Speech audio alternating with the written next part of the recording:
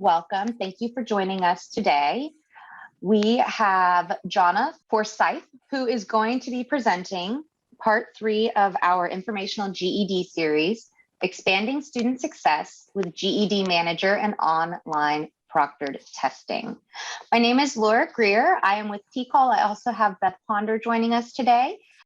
This is informational, so there will not be professional development awarded for this. So again, my name is Laura Greer. I would like to welcome everybody, and we are going to go ahead and get started. Again, we have Jonna Forsyth. She is doing GED Part 3, Expanding Student Success with GED Manager and Online Proctored Testing.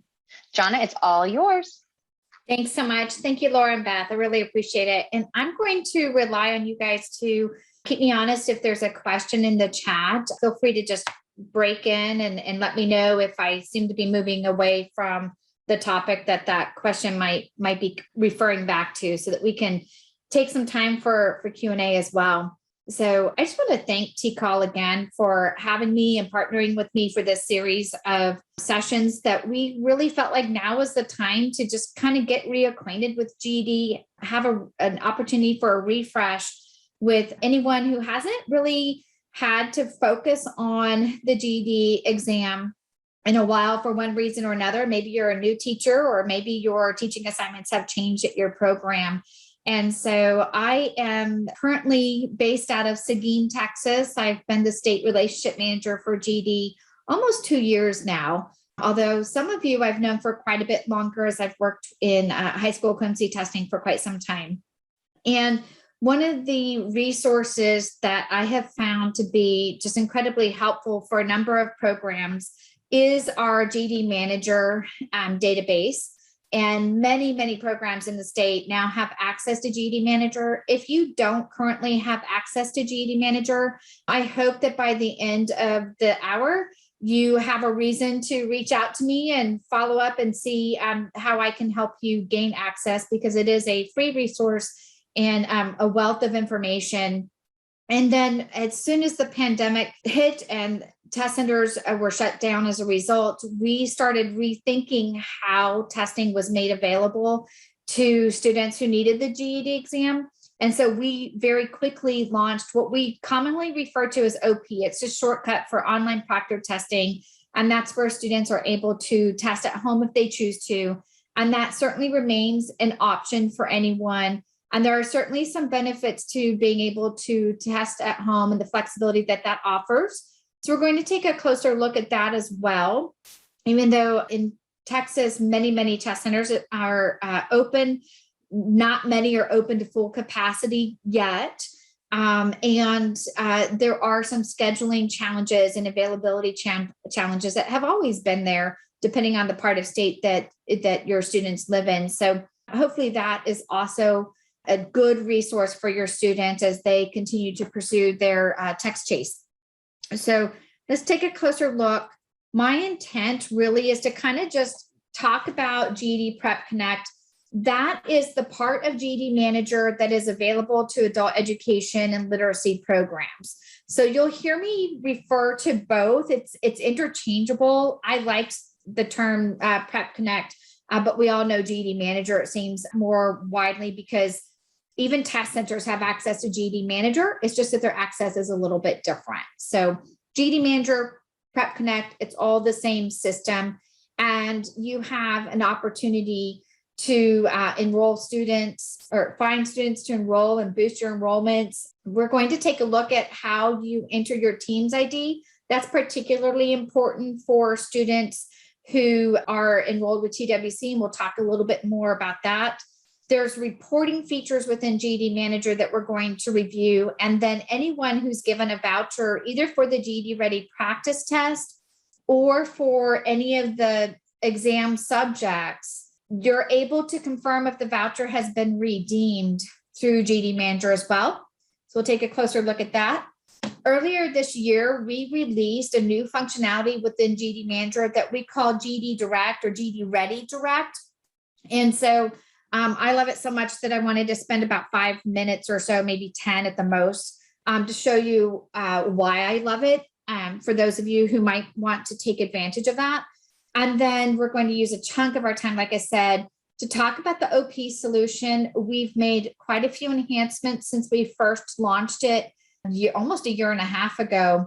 And so I wanted to give you some of that student experience for those students who will choose to use that testing option. Okay. John, a quick question before you plow Sure. forward. Okay, so actually two. Someone has already said in the chat pod they would like access to GED Manager. Did they just contact you, or is that a local program thing that they need to? Yes, and I anticipated that might be possible. So I do actually have a slide with my contact information. Perfect. In different places. So you'll get that. Okay. And then the other one, someone is confirming, does GED still have a paper-based option? We do not have a paper-based option unless it's required in order to provide an accommodation that cannot be provided on computer, or there is a paper-based solution for correction sites, but by and large, those correction sites are more often choosing to deliver it on computer. Okay. So that's a couple more. We've got two more. Not for public. Did the cost of the GED test go up? And then someone says that they requested to join GED Manager from the website, but got a message that they needed approval and have not yet heard back. Okay. So a couple different things. On the price of the test itself did not go up when taking it in the test center. However, if taking it on at home, the OP test, that price did go up on September 1st, simply because it's a different platform and the cost to make that available was so much greater that we had to be able to cover our cost. So that is a little bit higher. It's $6 more per test. There is a way to bundle it with the GED Ready and get a discount when you do that. Okay, so we'll talk about that a little bit more as well when we get to OP. So that's a really good question. So students, when they're looking to schedule the test, they'll want to decide, are they going to take it at a test center? That price has not gone up. If they take it at home, that price is a little bit more. Okay. The other thing, just since we're talking about that, is when you test on OP, it's the same price every attempt.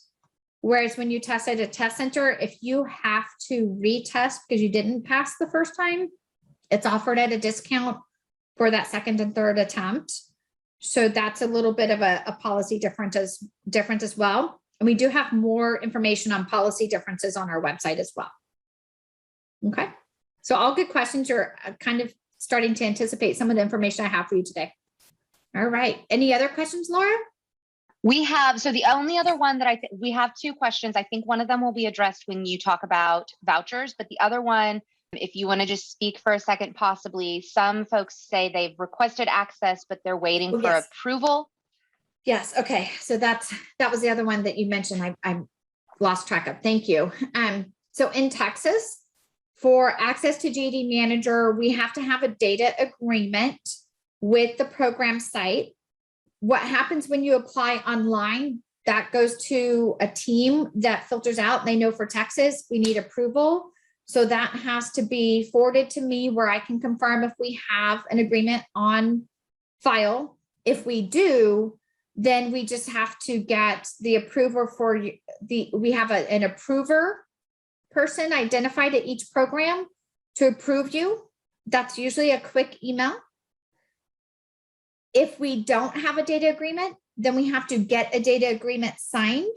That can take a little bit of time. That's very program specific as to how much time that could take to get it back from a program signed, which is why I'd like to offer my contact information directly so that you can bypass the online application, come to me directly, and I can kind of help you, kind of get out of that queue that's national and work specifically with your program to make sure that we can expedite those requests as soon as possible. Okay. You're also welcome to call me anytime, but for these particular requests, it's actually easier if I have your email because that's half the information I need to follow up and get the approvals and get the account set up. So the paper trail is kind of helpful. Okay. So with Prep Connect, We actually really started it to increase awareness of adult education programs with our GED candidates. We get a lot of folks all across the country who know they need to, quote unquote, get their GED. They may or may not know that adult education exists and that there are programs such as yours out there to help them prepare for the test. And so if they find our website before they find you, then when they create their account, we ask them if they would like help. And if they say, yes, we would, I would like help getting ready to take the GED test, then they are taken to a site locator, and you're going to see that, how that flows for the student in a couple of different slides. In that way, we're able to have them connect with you. And then in a few slides later, you'll also see how that filters to your account, where you can find those candidates and reach out to them to enroll them in your program. We really wanted to connect more students with programs to drive completion and success rate, so they have the support that they need to really see that through. We wanted to be able to promote programs through GED.com, again, because not everybody knows that you're out there. And you provide a tremendous amount of support for folks who really are looking to take the GED test. And we wanted to improve adult education programs' access and management of student information, so that you didn't have to rely on your students sharing their school reports with you if that was something that you were interested in. Okay, you actually have access to school reports when you have an account with GED Manager. So what can GED Prep Connect do for you? You can recruit new students, you can review progress in GED Ready school reports, you can monitor student success with GED exam score reporting, identify graduates, and manage vouchers. There are a variety of ways students can share scores with your programs. So again, at the time of creating their account on GED.com, that's one of the questions that we ask. If they do not select your program when they're creating their account, it's not a problem. They can go back and change that at any time from their profile page, from their scores page, or from their score report. Now, from the scores page, if they haven't taken a GED Ready test or they haven't taken an exam subject, they're not going to be able to find you from the scores page because they have no scores reported yet. Okay. So usually I try to guide people to either create connect with you when they're creating their account, or do it from their profile page. And that can be edited at any time. It can be edited even if they were to move to a different part of the city or a different part of the state or across country. They can change that at any time. When they are creating an account, the candidate's prompted to enter their team's ID in Texas. It's a very specific Texas thing, which is why it says location specific questions. And then it says, please enter your team's participant identification number. Your local adult education service provider can provide this to you. If you do not have a team's participant ID, leave this field blank. You can update this field in the future by editing your profile. So again, this is something else that if they don't know it, they can go back and edit it. And they're just going to enter it in. It's just a text box there. And then they'll click continue to update their account. This is the screen that they're going to see at the time of creating their account on GED.com. The student sees the question that says, a GED class can provide support throughout your GED journey, expert instruction on GED test subjects, practice for the GED test, and help with career and college planning. And then it asks the question, are you interested in attending GED classes, yes or no? And if they click yes and hit continue, then they're brought to the site locator page. And depending on the zip code or the address they put into the search box, that will depend on what sites that they see. So I'm always looking to try to make sure that your sites are accurately reflected in our site locator. If you know that your sites have moved or changed addresses in the last year or two, please feel free to reach out to me with that contact information, and I'll work with my team to update it. You might notice that we have gold stars next to some of these addresses. In fact, on this particular screen, every one of them has a gold star. In Texas, that gold star means that we have placed that against all of the known grant funded programs. So if you're funded through TWC, we made sure to put a gold star next to you.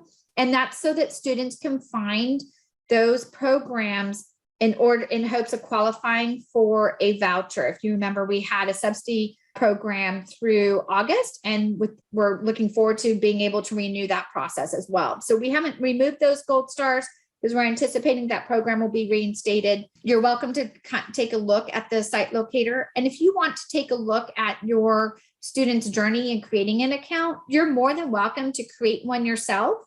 We recommend that you enter the word candidate as your last name so that we filter out anyone with that last name so that they do not receive email blasts and things like that. Students do have the ability to opt out of communication, but even if you were to opt in, if your last name is candidate, we're going to take that out so that you don't get unnecessary emails and things like that. So once a student selects a program, the student has the option to remove that program at any time, whether they want to change it or they just decide on their own that they don't want to share it with you for whatever reason. And this was really important. This is one of the things that allowed us to offer this service in Texas, because it was really important for students to have that option in order to get that approval from TEA to make this available to you guys. So on that site locator page, they have the option, I've circled it there, to remove their selection at any time. This is a screenshot of the profile page. So when a student logs into their account on GED.com, in the upper right-hand corner, they'll have an icon and it'll say profile. And when they click on it, this is the profile page that they see. They can edit or change their password, their personal information at any time. Their contact preferences can be edited.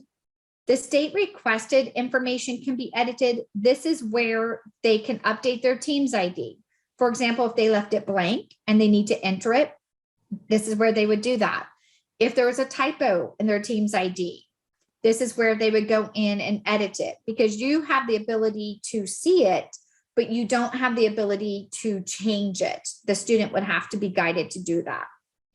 And then we do ask them if they ask for help when they're creating their account, we do ask them for employment information only because we have our GED Works program, which allows them to gain additional support for free and free testing from their employer if their employer is enrolled in the GED Works program.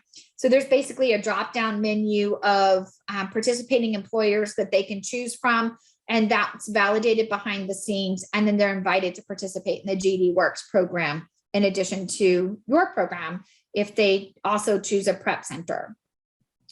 And then that's followed by the GED Test Prep Center. Again, this is editable. So if they leave it blank and they find you, or maybe they just weren't sure and they left it blank and you're scratching your head wondering why you can't see your students' information when they're showing up to class 3 days a week, this would probably be why. They just need to go into the profile page and edit that information. Again, that takes them to the site locator. So maybe they weren't sure what name that site goes by or something like that.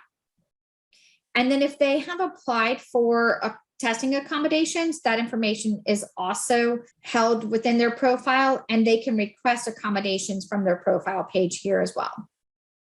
If you remember, I mentioned that from the study page, they can find GED classes. So if they were to click the word study from their homepage, they see this screenshot, and the very first card says find GED classes, prepare with the teacher in person or online. And once they click it, again, it takes them to the site locator page. Once they've taken either the GED Ready or an exam subject, they can click on scores, and they can click share my scores, find GED classes on the right-hand side of the screen from that page, and on all of their score reports. So when they go to scores and they click on any of the score reports that are available to them, just below the score where it says whether or not they're likely to pass, there's a blue hyperlink that says share my score, find GED classes. And when they click that, it will also take them right back to the site locator, and they can find your program. So that's how students find you. but I also thought it was equally as important for you to see what you're able to do once you have an account in GED Manager. So from your homepage, and your homepage now looks a little bit different because we did add the GED Ready Direct. So that's a box that you'll see on the right-hand screen. And I do have a screenshot of that later. But for our purposes and talking about Prep Connect, I wanted to use this particular screenshot. When you log in, you will see on the left-hand side your student news, and it will give you just a snapshot of your interested students and your enrolled students. We're going to talk about that for a little bit. And then on the right-hand side, there are some hyperlinks to some useful information. If you scroll down, you'll see that red arrow on the right says helpful documents. Those are all downloadable and printable for you. They're user guides to help you, just guide you how to use some of the functionality that we're going to talk about, including managing enrollments, the test activity report, those kinds of things. So taking a closer look at that homepage and just breaking it out on the left-hand side, I mentioned that you have your student news, and it gives you a snapshot of the total number of students who have expressed interest. And that number reflects the students that created a GED.com account and connected with your program. Okay. And then next to it, you have total number enrolled. And so the enrolled number only changes if you go in to manage your enrollments and change their status from interested to enrolled. We have no idea. Once they've selected your program in their account, we don't have a way of tracking whether or not they actually enrolled in your program. And so that's the piece that you'll have to manage on your end of it, whether it's the program manager, a support staff person, or an educator that is assigned to that particular task within GED Manager. And then just to give you a closer look at the right-hand side of the homepage, under helpful links, there's a number of helpful documents, again, all downloadable: manage enrollments, manage student search, student test activity report, your passers report for adult education programs, and printing score reports in bulk. And so those user guides might be helpful above and beyond today's session. So you can manage student options either through student search or by managing your Prep Connect enrollment. We'll talk about student search first. And some tips for managing students in Prep Connect: you want to confirm that they've created an account at GED.com.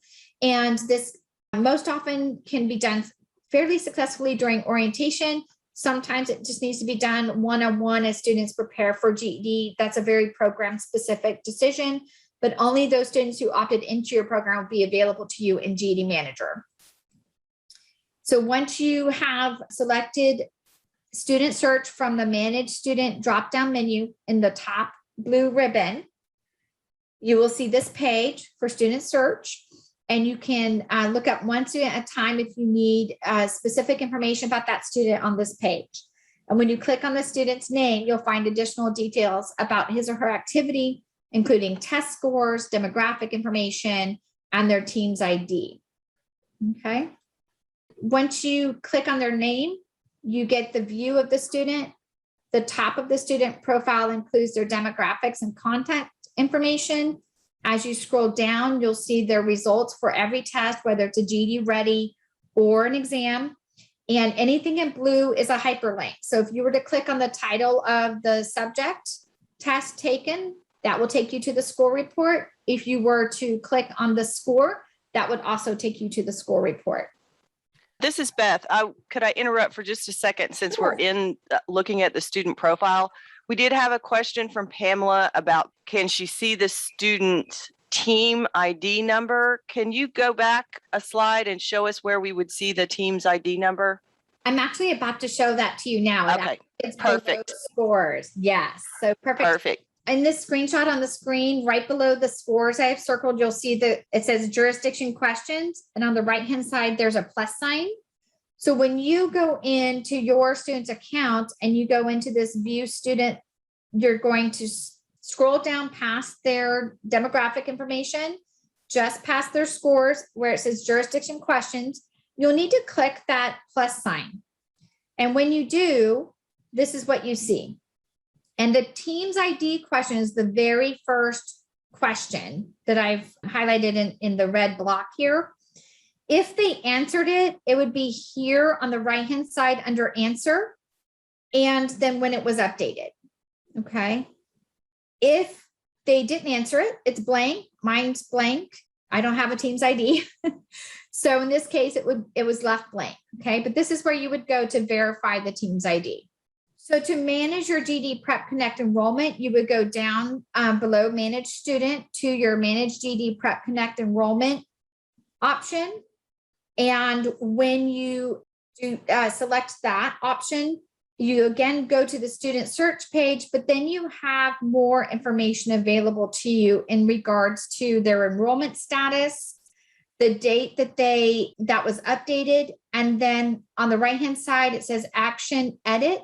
This is what you would click to edit them from interested to enrolled, if that were the case. So you can sort one student or a group of students and export the results to Excel, where you can sort by date, enrollment status, or credential status. Educators can edit the statuses of a student from interested to contacted, dismissed, or enrolled, and write notes about the student. And some programs do use that note function in order to just keep track of who contacted that student and when, because if they show up interested and it's new, someone might reach out to them to suggest, hey, our open enrollment dates are such and such at this address, or please contact your nearest site. Here's the phone number for their next enrollment dates, whatever the case may be. This is where you're able to update their status. So it's important to know who's enrolled, who's an enrolled student versus an interested student, so that you can track how you're able to increase your enrollments. And you have a drop-down menu under current status, and then the notes block for you to add any information that is helpful to you.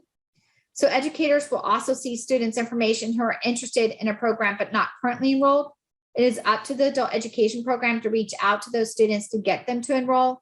And it makes running reports of your current students much easier. Contacted students. So in order to find out the most current information on your contacts, you would hover over the icon to view previous comments. And as we look at some reporting functions, in your blue ribbon, you have a drop-down menu under reporting. That's your passers report, your student test activity report. You do not actually have access to GED analytics. That's a state level access.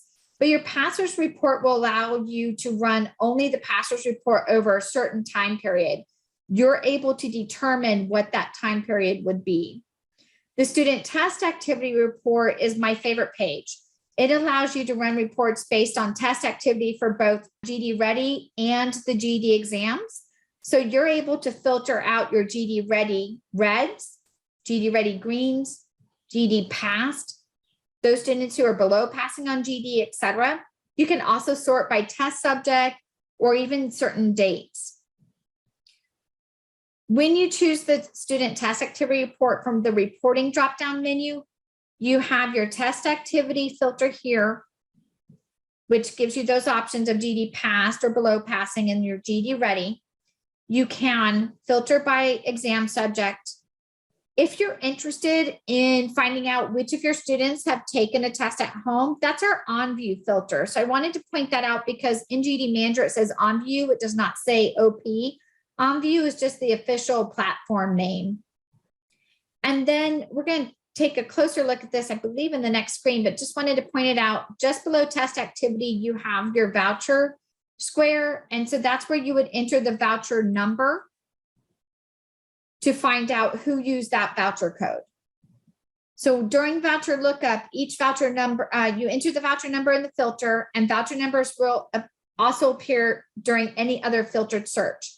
So if you're doing a student search under the Manage Student page and you put in first and last name, if they had a voucher, then their voucher number would show up there as well. Jonna? Yes. This is Laura. We did have a question earlier about vouchers. Are you going to go into more detail about vouchers, or do you want to hear the question real quick? Let me hear the question because I'm not going to go into too much more detail around Okay. that specifically. Okay, Camilla had asked, can you use the voucher and pay the difference for OP? I'm trying to remember because I think we talked about that. I think you might be able to do that. I will say this though, if you currently have test vouchers between now and the end of the calendar year, which is December 31st, 2021, those voucher codes are good for both OP and computer-based testing. If you are paying by voucher, okay? So then come with your current vouchers. If you were to buy new vouchers, you need a new voucher code for OP testing. So any vouchers that were bought prior to the price increase, they're still valid. They haven't expired. They're good for OP through the end of the calendar year. Come January 1st, those vouchers will not work for OP. So it's kind of a transition grace period, if you will, that we were able to build in, knowing that, you know, folks had bought vouchers in bulk. Okay. So hopefully that's helpful as well. And then we also had a question about, we've got two specifically age-related questions. I think this one is applicable somewhat to the slide you're on, but Joyce says she's had some 17-year-old students that she's not able to see student test activity for. She's made sure they have selected her location in the test prep center. Does their age affect her ability to see their information and results? Yes. So in order for you to be able to see the results, they have to submit all of their documentation to TEA to get their age exception cleared. Once they do that, you should be able to see them in GED Manager. Okay, so I think that leads nicely into the other question. For students that are 16 to 18, can they add withdrawal paperwork and parent permission to their account? They cannot. They have to submit that directly to TEA through their help desk. Okay, that's it. Thanks. So I'm going to speed up just a little bit because I don't want to lose you too much on this, but if you currently have access to GED Manager, I would highly recommend that you take a look at the student test activity report page because you can easily sort by any category. There's the up and down arrows for each of those columns. You can print score reports and you can export the data into Excel. And then GED Direct in GED Manager. This is our GED Ready Direct feature that launched earlier this year. I will say currently to use this option, the only payment method it currently works with is a credit card. However, we are working on adding alternate methods of payment, including a PO, because we do know that programs at schools and colleges, et cetera, rely on a PO system. And so we're really trying to clear all those finance and legal hurdles to add that form of payment. So I'll be very excited to announce that when that comes through and we're able to add that functionality. But if you do have the option of using a credit card as a form of payment, I highly recommend this. In a nutshell, when you're able to buy your GED Readies by clicking the blue button on your home screen, you can decide how many you want to buy. We do offer tiered pricing. So the more you buy, the more you save. I think the highest price through GED Ready Direct is $5, I believe, currently. But you're also able to assign the GED Ready to your students directly from your GED Manager account. So GED Ready Direct really is an enhancement to the GED Manager to allow educators to purchase GED Ready tests and assign them directly to students. Some of the benefits that I love: there are no spreadsheets of voucher codes to manage. There's no expiration dates to worry about. You don't have to, email me or someone else to request that those expiration dates are extended. Students access the Ready test directly from their GED account once you assign it to them. And so it works very seamlessly between the student's GED account and your GED Manager account. I'm just going to quickly show you how you're able to purchase from your navigation bar, you can click the blue button from your homepage, but you also have a purchase menu on your blue ribbon at the top, the navigation bar.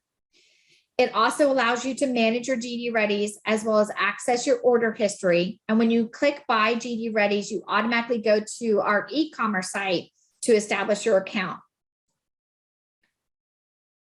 From your GED Direct dashboard, you can buy, manage, share your GED Ready tests from the GED Direct dashboard on your homepage. And once you buy your GED Readies, you go back to GED Manager on your dashboard, and your dashboard has been updated with your GED Readies. So in this case, in our example, it's been updated to reflect that we bought 10 GED Readies, and now I can assign those to a student or share them with another educator. Okay. So to assign a GED Ready to a student, I would click assign GED Readies and then add their name. So I would use the search field and assign GED Ready pop-up box to find that student. I can only find students that I have access to, so they have to connect to my prep program. And then I can just do a last name search as default, but that can be changed. And then I would click continue. And once I have identified the student, I can then choose the GED Ready test subject selected for that student and click assign. So with a voucher code, you can give that code to a student, say, okay, you're ready for math, but they take that code and they register for GED Ready through their account on their own. And, you know, maybe that day they said, well, I know she said I was ready for math, but I'd really rather take social studies, and they take it for social studies. Through GED Ready Direct, you can choose the subject that you want them to take it in. And so it's already done for you. And then your dashboard is updated to reflect that you went from a bucket of 10 unassigned GED Readies. You've now assigned one. So that moves over, right? And then once they've taken it in their GED.com account, it will change that 0 under used to 1. So you've assigned a student. The student now has an activity card on the homepage of their GED account telling them they have an RLA GED Ready test assigned. They click on it. The link launches the GED Ready test right away. Once the student launches the GED Ready test, the used field will show 1 and the status field will show in progress. When you do a status search for that student. Now, let's say you assigned it to them and they didn't take it. You can unassign a GED Ready test as well. As long as a student has not launched the GED Ready test, it can be unassigned and will go back into your pool of available GED Readies. And you'll just click unassign in status column of manage GED Ready screens. You can share these GED Ready tests from your dashboard or manage GED Ready screen to access your purchased GED Ready tests with other educators in your program. So you can click share. And when you do that, a pop-up window comes up, share your GED Ready test with other teachers. And when you enter their email address, as long as they have a GED Manager account, you'll be able to find them with their email address. And then you click done and you share the same bucket. So this is your groups unassigned that you see on your dashboard. So once part of a group, your dashboard will show the total unassigned tasks belonging to the group and the total you specifically have assigned and used. And you do have the ability to find out more about who has assigned GED Readies, which students have used their GED Readies and who assigned it to them, etc. That will go into more detail another time, but I just thought, you know, that's a really great feature that we've built into GED Manager this year. So again, going back to an earlier question, if you need some follow-up around GED Manager, you don't have access yet, you want access, or you have more questions about some of the things we've talked about, feel free to email me, okay? And we'll get that taken care of for you. So let's talk about OP. I first wanted to mention, and so I would highly encourage you to just take a look at some of the hyperlinks that I've included. This is a test taker experience video link that provides a demonstration of the student experience at a test center and also the student experience taking online Proctored test. So you can go to the link below on this slide and scroll to the bottom of the page to find those 2 videos. Okay, so you can see this for yourself. A few caveats. Our test is delivered through Pearson VUE, and Pearson VUE delivers tests for a lot of different clients like Microsoft, Facebook, just endless, Cisco, CompTIA, all of those kinds of IT, certifications and things like that. So GED is just one of many tests that they deliver. And there's certain things that other tests require that we do not require. So in the video, you'll see that the palm vein scan shown in the test center video is not part of the check-in process for GED test takers, okay? This is a generic test taker or test center video for all of you. So we wanted to make sure that you knew that that is not something that our students do when they check in at a test center. Also, the video mentions 2 forms of ID may be required. However, only 1 form of ID is required for GED testers unless there's a state-specific rule that requires 2 forms. In Texas, they're required to show residency. Okay, so an ID doesn't contain home address and state has a residency policy. They'll need another form of identification to prove residency for Texas, like utility bill, for example. Other examples are when a primary ID doesn't contain a signature, in which case a secondary ID will be required. Those are exceptions. Typically, a state ID has the address, it's valid, and it has the signature, so we're good. Wanted to share some tips for preparing students for OP testing. We want to make sure that your students are aware of the testing option, that they're aware of the differences of OP testing versus in-person testing. And so this link brings you to the policy page that has some of those differences. A classic example is when you test at a test center, you can have a handheld calculator. When you test at home, you cannot have a handheld calculator. That's considered unauthorized materials, and the proctor will end that test session. So we really want to make sure that students are aware of those policy differences. This is posted on our website as well. Educators can help ensure students who plan to test via OP are prepared by having a GED Ready score of 145 or higher. They do need to take a GED Ready test to be able to use OP. And honestly, what we have found when we look at the data is that when students take GED Ready, they score a 145 or better within 60 days of taking OP. They pass more often than those who do not. So we really want to make sure that they are well prepared, because if they do have to retest on OP, they're going to end up paying that full price every time they choose OP over testing at a test center.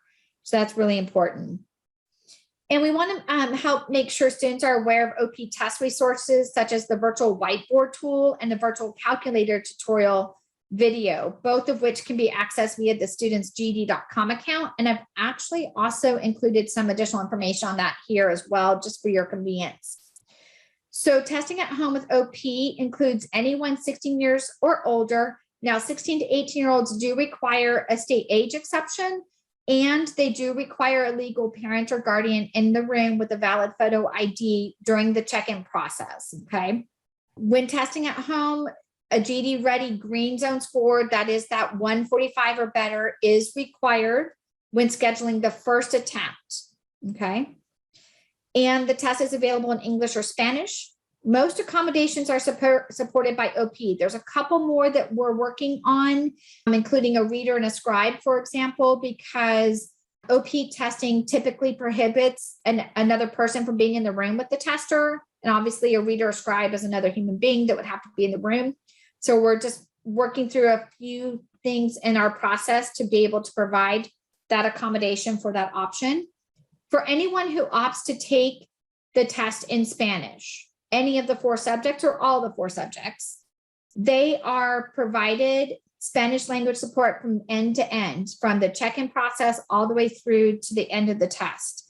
And that's fairly new as well. Before we had some Spanish support, but it wasn't seamless from beginning to end. Now we have bilingual proctors and greeters that will pick up those testers from the moment that they check in to guide them through that process.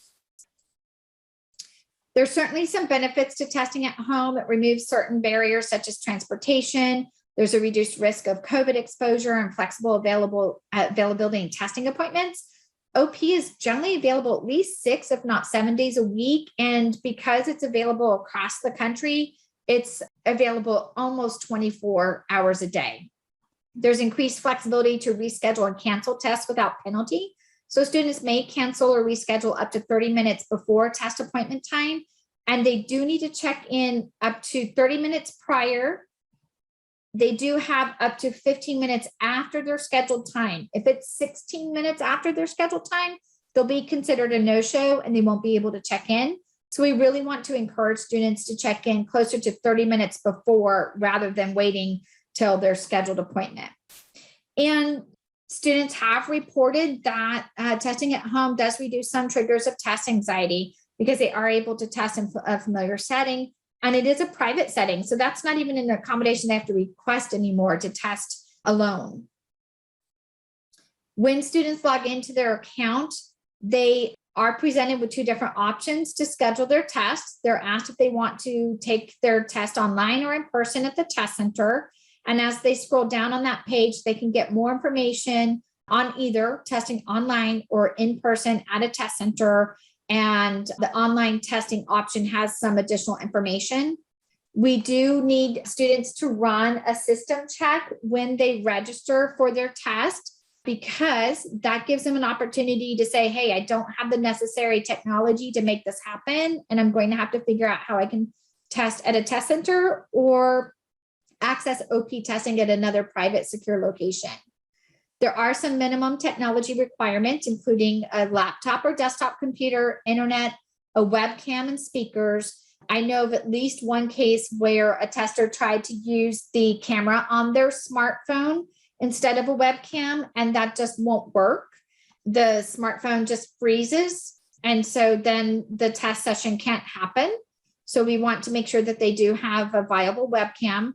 And where internet is concerned, hotspots are not supported on this option. It's just not a stable enough connection to run the test for that length of time. So we want to help set students up for success before test day. We want to encourage them to use GED online resources to take full advantage of tools available on the test, which includes the calculator tutorial in both English or Spanish and the online whiteboard tutorial. We had a Tuesday for Teachers webinar session not that long ago. And so I've included the link. We do archive all of our Tuesday for Teacher sessions. So this is the link to this particular session where I actually found all of the timestamps for those tutorials, because this particular webinar goes into detail on some tips and tools within the whiteboard and how to use the highlighter to your advantage that's provided on screen. So it's a rather lengthy webinar. I thought it might be helpful if I told you, oh, about 7.5 minutes in, you can find out what the student experience is like. If you really want to help your students figure out how to use that whiteboard to their best advantage on the essay response, then 32, almost 33 minutes in, you'll get that piece of information as well. So hopefully that is helpful to you. And then we've talked about a number of these things, and these are also included in the policy page, but we want to help your students have a successful OP testing experience so that, you know, a few reminders: students are prohibited from audibly reading the test questions aloud. It's a test security issue. It comes up quite a bit. No cell phones are allowed once the test begins. No pen or pencil or paper is allowed. No handheld calculator. A glass of water is allowed, but no food or other drinks. And when they schedule their appointment, they will see this screen where they are prompted to test their system, and they're going to click the left-hand button on, or excuse me, the blue button on the left-hand side of their screen to run a system test. And they are also given some additional information on minimum requirements for the OP test.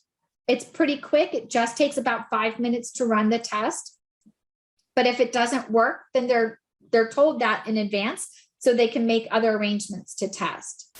Now on test day, we want to just make sure that we have an opportunity to encourage those who will test via OP to start the check-in process 30 minutes prior.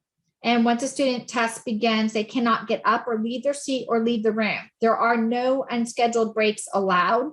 That's another frequent challenge we have. If they leave the webcam view, the proctor has no choice but to end their session and revoke their score, which means they automatically have to retest. Students under 18 will need a parent or guardian to appear on screen during the check-in process, and no one else can be in the room or enter the room while the test is going on. Students should keep their eyes focused on the screen and try to avoid looking off screen, as this is seen as suspicious. And tests, again, will be revoked because we don't know what they're looking at. So we want to make sure that there's no suspicious eye movement. On test day, when they log into their GED.com account, they're going to be prompted that it is in fact test day and to complete a system check and to prepare their workspace before they check in. And then when they click begin exam, they are prompted for all of the testing policies before they click. And then we also created a mini video that automatically plays when the test is launched to remind them of all of the rules, so that they have one more opportunity to be reminded not to leave the webcam view and not to use unauthorized materials, those kinds of things. Then they'll check in for the test. And these are just some quick screenshots of what your students see when they check in. There is a live chat available during the check-in process. They'll want to copy their access code into the box provided so that their test downloads to their computer. And then they'll need to download the OnView system, which is just for the duration of the test. Once they enter their access code and mobile number, then they'll need to verify their age and begin their system check. Okay, if they click I'm under 18 years of age, that's when the greeter will be expecting someone over the age of 18 with a valid photo ID to check them in. This is a quick screenshot of that equipment check in process. So they check for microphone, speakers, and webcam. Then they'll check the network to make sure that their network has a connection. And then the tester will be prompted to switch to mobile to do their check-in via mobile to upload photos. After uploading photos, the student is directed to click refresh on screen. So they will upload their photos, including a selfie, their photo ID, and their workspace verification. This is what it looks like to do their mobile check-in with their headshots. They'll be prompted to take a photo of themselves. It will show that photo and then it will upload. The same is true for the mobile check-in with the government ID photos, front and back. Again, the live chat is available during the photo upload. So if there's any issues, they can speak with a greeter to walk through that process with them. And then there's a mobile check-in for the room photos. We want to verify their workspace is clear. And so they're prompted on each screen to upload 4 pictures. So we get a 360 view. And then when all of that is done, they get confirmation that their mobile check-in is complete. And then they're prompted to close all applications on their computer. And they'll be prompted to do that because the system detects if there's any unapproved applications running in the background, prohibiting them from launching the exam. Okay. And then before they see the exam, they also have to click on the exam rules, that they agree to each of the exam rules, which includes no one is permitted in your work area for any reason. Again, you may not leave your work area for any reason. You cannot use scratch paper, take physical notes, or talk. Place mobiles, headphones, and watches out of reach. Food, drinks, smoking, and gum are prohibited. And they click I agree that breaking these rules will result in my exam being revoked. And this is really, it feels redundant, but over time, what we've seen is it breaks our heart to see exams revoked over something that was preventable. So we have taken a look at the process over time and taken every opportunity to remind them of these rules because they are somewhat different from what they will experience at a test center. And so we want to give them every opportunity for success. And then once all of that is completed, this is what it will look like when they are ready and waiting for a proctor. They'll see a screenshot where they're almost done with the check-in process. They're in the queue, and their queue position will tell them where their place is in line, and it refreshes every 60 seconds. That is something that was also updated because we had students reporting that they were waiting endlessly and had no idea what to expect or when to expect it. If there's internet trouble during the exam, then there's a screen that shows your internet connection appears to be unstable. And if they think that it has improved and it is now stable, then they're prompted to click the relaunch screen so that they can re-enter the exam exactly where they left off. Now, there are proctor communications from time to time. We hope that they have an experience where they don't even know the proctor is there, but the student can text the proctor through live chat at any time if they are having trouble. The proctor may text student through live chat to warn them of rule breaking. The student will always get a warning before their test is ended due to breaking a rule. If live chat isn't working, the proctor may talk to student through the computer. And if the connection isn't good, then the proctor will call the student on their mobile phone as a last-ditch effort. Sometimes something just goes wrong, and it's usually that there's just a poor internet connection. Again, hotspots are not supported. I mentioned that they must have a webcam because a cell phone camera as a substitute is not supported. Again, a proctor has no choice but to revoke that session or end that session if there's unauthorized materials, if there's another person in the room, or if the tester left the view of the webcam. There are some programs that provide a private room for testing for their students because they know that their students just don't have the technology available at home to take advantage of OP. But there can be some technology issues in that as well. And so just a review of that process, programs can create a private testing room on site. However, OP really was not designed for institutional test delivery. It was really for residential. So sometimes there can be issues with firewalls. A program has to meet the same technology requirements, and the room design should have nothing more than one computer, one monitor, one webcam, et cetera, plugged in. All electronic resources need to be unplugged or removed. So if you use like a computer lab, one way to get around that is to use like room dividers that block the view of all those things, or show that the computers and monitors are unplugged and the cords are over the table. So it's very clear that they're unplugged. And remember, OP was designed for use at home. So again, there could be some local issues regarding firewalls that could be problematic and unanticipated on our end. But there have been some programs that have been very successful in making that available. Here's my pitch for Tuesdays for Teachers coming this fall. One of the most frequently asked questions is trends in students' knowledge and skills gaps. And so we have designed some sessions for each of the 4 subjects in collaboration with our content area specialists and test development. And they will be collaborating with us to go over some trends that they have noted in knowledge and skills gaps, and then also some strategies and resources will complement that information to share with you. So this is what we know so far. Of course, if you're, for us in Texas, if it's 12:30 Pacific, then it's 2:30 here. And we have math first. Math and RLA will each have 2 sessions that carries us through January. And then sometime in February and March, dates to be determined, we'll take a closer look at social studies and science.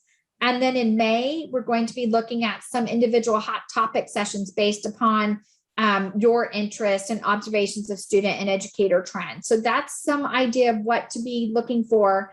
If you are not currently participating in Tuesday for Teachers or getting those invitations, one way that you can do that is visit our website at this link. It's our professional development page.